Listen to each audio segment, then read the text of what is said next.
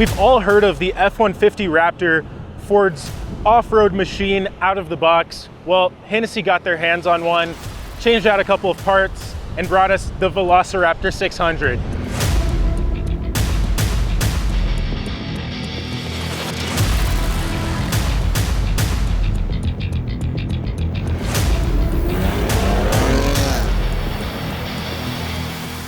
We brought both trucks to a closed airstrip to see how big of a difference the Hennessey performance upgrades actually make over the stock Raptor when put head to head in a straight line.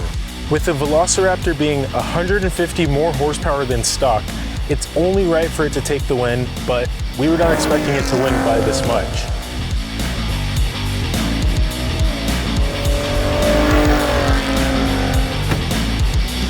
So how does Hennessey manage to take something as dialed as the Ford Raptor and make it even better? Well, using the same engine and drivetrain, they upgrade the air intake, the intercooler, put a 3-inch leveling kit on it, upgrade the exhaust, and put it on a custom Hennessey tune, and well, that makes this. If you want to win this 600 horsepower beast of a truck tuned by Hennessey, get entered to win at freedomstreetgarage.com.